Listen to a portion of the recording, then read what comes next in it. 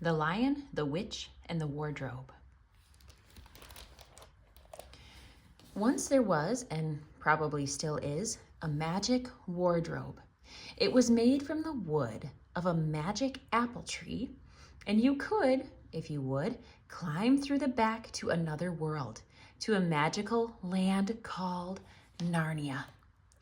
But now that world was ruled by an icy white witch whose wand could turn you to stone and whose power could be broken only with the help of 4 children. And of course, right here on this side of the wardrobe were 4 children: Peter, Susan, Edmund, and Lucy, all of them longing for adventure. Lucy, the youngest and most longing, was first to push past the furry coats and find herself in a snowy wood under a street lamp where the witch's wickedness had made it always winter. You can see that the room is back there, and here are the coats that she's pushing past. "Always winter and never Christmas. Imagine that," came a voice. It was Mr. Tumnus, a faun. He was working for the witch, even though he knew it was wrong. "Good evening," he said, staring hard at Lucy. "You are a human child, are you not? Come through the Wild West woods?" "No," said Lucy, "through the wardrobe in the spare room." "Wardrobe? Spare room? Never heard of them," said Mr. Tumnus, "but someone like you is expected, and a toasty tea awaits you." After tea, to Lucy's surprise, Mr. Tumnus began to weep so hard that there were puddles all over the floor. Lucy had often wanted to cry like that herself, and was most sympathetic, which made Mr. Tumnus blurt out the truth. "I'm supposed to hand you over to her wicked white majesty, but now that I've met you, I can't, I won't, even though I'll be turned to stone if I don't." Lucy promised she wouldn't let that happen. "After all," she said, "a witch is only a witch until someone stands up to her in the right way. So I'll get my brothers and sister, and that's what we'll do." But before Lucy could persuade Peter and Susan that there was a wicked white witch through the wardrobe, Edmund secretly slipped through to see for himself and bumped straight into her. At once the witch saw he was just the kind of boy she could win over with a box of her enchanted Turkish delight. "And there'll be lots more, rooms full of it," she tempted him, "if you'll only bring your brother and sisters to my house." I will," said Edmund, stuffing and gobbling without stopping to think what might happen to them if he did. "Then I'll make you a king." That beautiful, wickeder than wicked witch smiled. So, when a few days later all 4 children did go through the wardrobe together, Edmund was quite ready to deliver the others to the witch, just to get his mouth around more of that magic must-have Turkish delight. Of course, he said nothing as they trudged through the snow in coats borrowed from the wardrobe. He said nothing when they found Mr. Tumnus's cave ransacked. He said not a word when a talking beaver told them that Mr. Tumnus had been dragged away by the witch's secret wolf police. Lucy, on the other hand, was furious. "Well, that does it," she cried. "I'm not leaving until that witch has had her wand smashed and her wickedness stamped on." Mr. Beaver was thrilled to hear Lucy talk like this and hurried them back to his house for a what to do about the witch meeting. "You have come at exactly the right time," said Mrs. Beaver. "You have indeed," said Mr. Beaver, "for it is well known that to get rid of the witch, Aslan needs 4 brave and adventurous children." "Aslan?" cried Lucy with a shiver of excitement. "Who is Aslan?" "Aslan the Great, of course," said Mr. Beaver, "who created this world and all of us in it, the only one more powerful than the witch." as Mr. Beaver's talking, you can see they're imagining Aslan. And Mrs. Beaver gathered them closer. They say he will be at the stone table by tomorrow. But shh, the witch mustn't hear of it, and her spies are everywhere. They were soon so busy whispering about meeting Aslan, they didn't notice Edmund sneaking out the back. Oh, Edmund. To make his way to the witch's house and more Turkish delight. But nothing could have prepared him for what he found when he got there. Every kind of creature turned to stone. Air so cold it was frosted white. The witch's wolf captain stretched out, smirking. And the witch in the foulest mood, hating him on sight. "Where are your sisters and brother?" she snapped, her breath forming icicles. "I'll get them to you," Edmund managed to say through chattering teeth. "Right now, they're going to the stone to meet someone called Aslan. I knew it. No wonder the temperature's rising in here. Longbeard, my sleigh, Aslan and those children must not reach each other." But keeping to hidden paths and deep forest, the beavers were already leading Lucy, Peter, and Susan to meet Aslan. "Sleigh bells!" cried Lucy suddenly. "Quick, hide! It must be her!"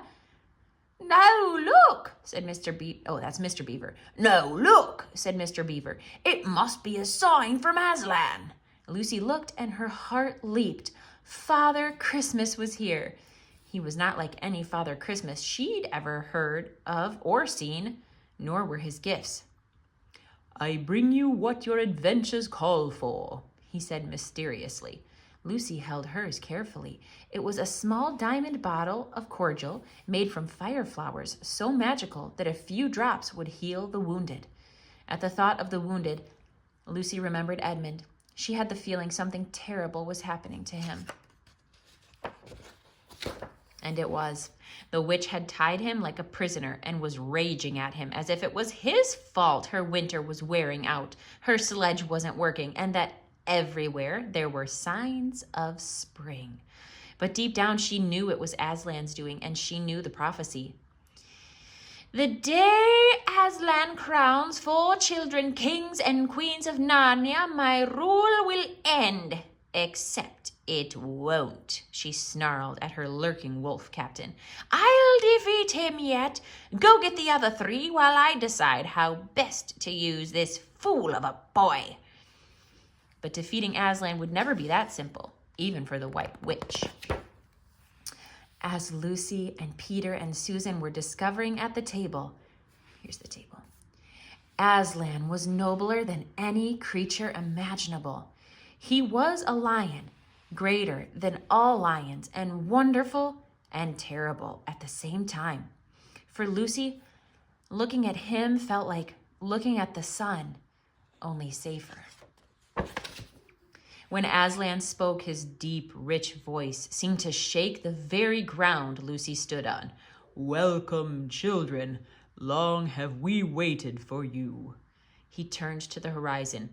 "There are in that castle 4 thrones.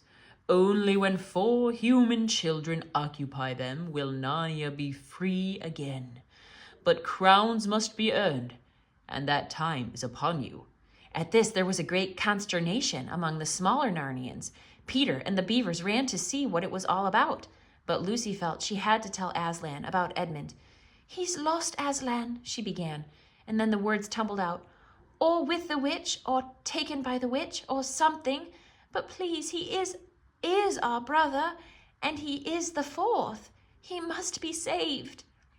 "All shall be done that must be," said Aslan. "All dealt with in turn. And first—" He was interrupted by the sound of the horn Father Christmas had given Susan. She was giving warning that the witch's wolf captain was slinking toward them. Lucy was up in a tree in a flash, but Susan... This is Susan. Lucy must be somewhere else. But Susan hadn't time to climb out of reach. "Help her!" Lucy screamed, and drawing his sword, Peter did, fighting that lurking, smirking, cruel captain single-handedly to his end. "You are finding your strengths, I see," Aslan glowed, "and now I must send my people for your brother." True to Aslan's promise, in the morning, Edmund had been found. He was there, walking in the dewy grass and talking with the lion. Lucy thought her brother looked quite different, as if he was beginning to trust himself again. She was so relieved she wanted to run over and throw her arms around him, but before she could, the dwarf Longbeard announced the arrival of the White Witch. "Hear me!" the witch screamed at Aslan. "That child was ready to hand over his brother and sisters in exchange for a few boxes of Turkish delight. He is a traitor and cannot be rescued, for the law says all traitors are mine. Give him back to me now!" When she had finished, Aslan sent Peter to prepare an army of good Narnians. Then he quietly offered his own life to save Edmund's. The witch couldn't believe her luck. "Forget Edmund," she whispered to her dwarf and her hags. "Forget the children. Now I can kill the great Aslan, power of all good, without breath or roar, and rule forever. Tie him to the table with 1,000 ropes." But as soon as Aslan was dead, look at him tied there. But as soon as Aslan was dead and the witch left, an army of mice arrived and began to nibble through the ropes. Lucy and Susan, who had been hidden, were heartbroken. They wanted to run and tell Peter. But before they could, there came a thunderous crack. The stone table had split in two, and Aslan was free. "Aslan, you're alive!" Lucy cried, flinging herself onto him. "How did you do it?" "Through magic deeper than the witch will ever know," said Aslan. "And now, children, there is much to do. But first we shall enjoy a romp through the spring as no one ever has, except in Narnia." And that is what they did, the girls riding on the great lion's back, through avenues and sunny glades, past roaring waterfalls and echoing caverns, across mountains, valleys, and acres of blue flowers. On and on until they arrived at the witch's house. She was away, of course, but high walls and locked gates did not bother Aslan.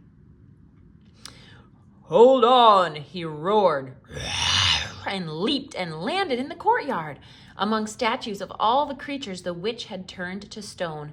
"Mr. Tumnus!" cried Lucy. "Oh, Aslan, I promised him I wouldn't let this happen." "Then keep your promise through me," said Aslan, as he began to breathe warm life into each of the cold statues. And once back in the land of the living, all of them were only too eager to join in the battle against the witch and her horrible army of ogres, giants, boggles, and hags, gowls, and ghastlies of every sort. But as they came bounding up, they saw stone statues of their side all over the battlefield. The witch and her wand were winning. Then suddenly Edmund stepped out and saved the day. Instead of going for the witch directly, he brought his sword down on her wand, smashing it to pieces. "Fools, all of you!" the witch screeched, turning on Peter. "I'll still find a way." Peter staggered back, and Aslan made his greatest leap yet, straight at the witch. And that was that. "The witch is dead! Narnia is free! Long live Narnia!" the cries went up, sending the last of the witch's army running for the faraway hills. As Edmund lay still on the ground, Lucy remembered her fireflower cordial and rushed to his side. "He's badly wounded," said Peter, "but without what he did, the witch would have won." "True," said Aslan. "Even I might be a statue. He has earned his place back among you. But Lucy, be quick. There are many wounded. Susan, help her while I get busy with all these statues." When every hurt Narnian was healed, and every stone statue was breathing again, Aslan solemnly crowned the children up at the castle. King Peter, Queen Susan, King Edmund, and Queen Lucy. Afterward, there was music, feasting, and dancing. Aslan, glowing more golden than ever, was about to slip away. But before he did, Lucy found him. "We've never ruled anywhere before," she said, "and I am a bit afraid." "Don't be," said Aslan, "for I will be with you even when you do not see me. Besides, you're all brave and adventurous, and I've seen the love in your heart, Lucy, and it overflows. You will be as good a queen as Narnia could hope for." As always, Aslan was right. Soon all four of them were loved and respected up and down the land. Together they finished off the witches' ghastlies. They restored peace, good living, and laughter. And where once it was endless winter, now it seemed always summer. "The prophecy is fulfilled," said Mr. Tumnus as they walked in the wild woods. "Narnia is Narnia again, but what's this? An iron tree? Like a lamp?" Of course it wasn't an iron tree at all. It was the lamppost near the wardrobe. You can see them kind of getting like sucked back in here, sort of. Suddenly, Peter, Susan, Edmund, and Lucy felt the pull of their lives on the other side. And the next thing, there they were, not pushing past trees, but rows of fur coats. They were back. They were home. And to their amazement, not a moment had passed since they had left. But then, as they were to find out in many other adventures, that was all part of the marvel and mystery of that ever more magical land of Narnia. And you can see Mr. Tumnus is back there by the lamppost. The end.